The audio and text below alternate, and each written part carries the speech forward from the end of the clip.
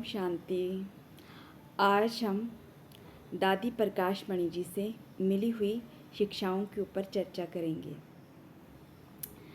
दादी प्रकाश मणि जी कहते हैं कि जो जिद का स्वभाव है वो ब्राह्मणों का सबसे बड़ा अवगुण है।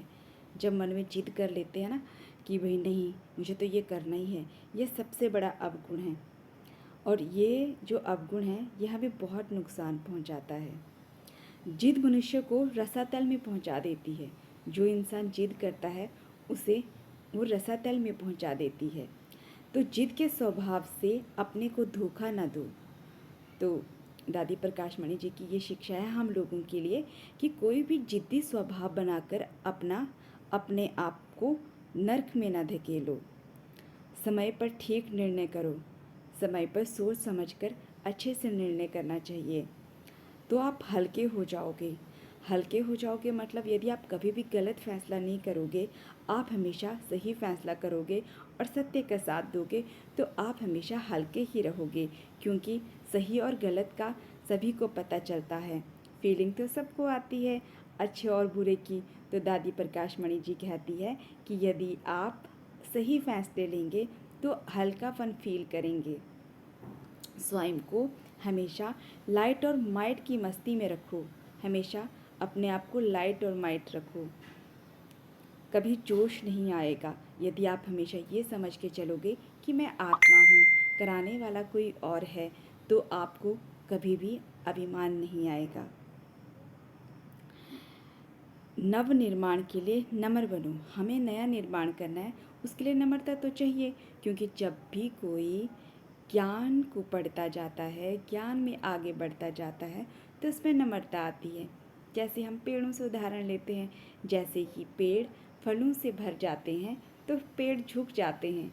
उनके पास इतना भंडार होता है देने के लिए, तो वो पूरी तरह से झुक जाते हैं और चिल्ला चिल्ला कर लोगों से कहते हैं कि मुझसे मेरे फल ले लो, मेरे पास अथाह फल है। वैसे ही ज्ञानी पुरुष का भी लक्षण होता है। जब उसके पास अथाह ज्ञान होता है तो उसमें अभिमान नहीं होती, उसमें नम्रता होती है। उस सबको प्रेम बांटता है, करुणा बांटता है, ज्ञान बांटता है, शक्ति बांटता है, पवित्रता बांटता है। वो भी कहता है चिल्ला चिल्ला कर कि मेरे पास अथाह है, मुझसे ले लो।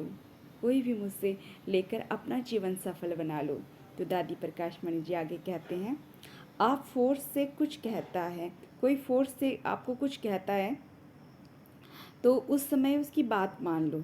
यदि कोई मानता नहीं और कहता है कि नहीं मेरी बात मान लो, तो दादी प्रकाश मणि जी कहते हैं कि उस टाइम मान लो उसकी बात। आप शीतल बन जाओ।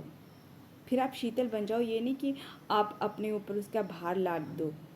आपस में डिबेट नहीं करनी है। बाद में समय देखकर आपस में रूहान करो। अगर कोई कहता है मानता नहीं है, कोई बात जिद करता है, तो आप उस टाइम शांति से सुन लो उसको और हाँ जी भर दो।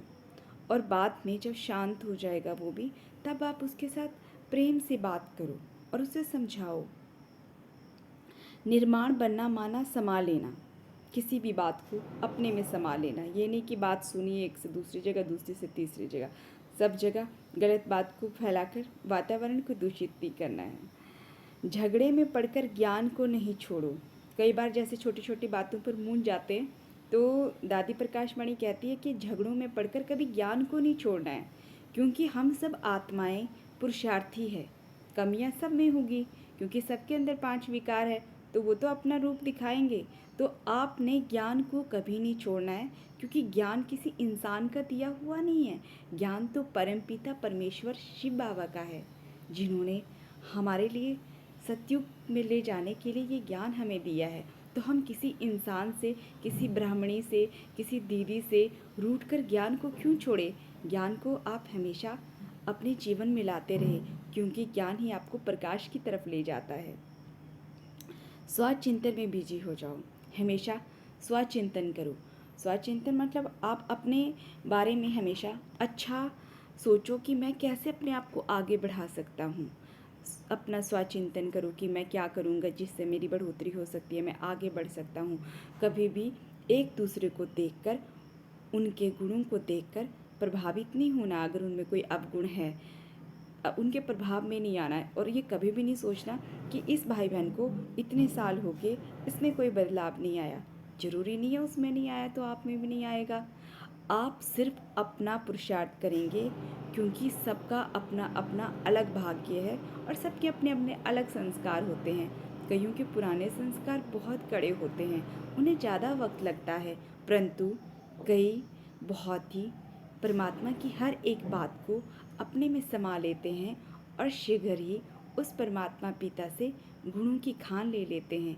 इसलिए दूसरों को देखकर अपने मन को कभी भी विचलित ना करें। ओम शांति।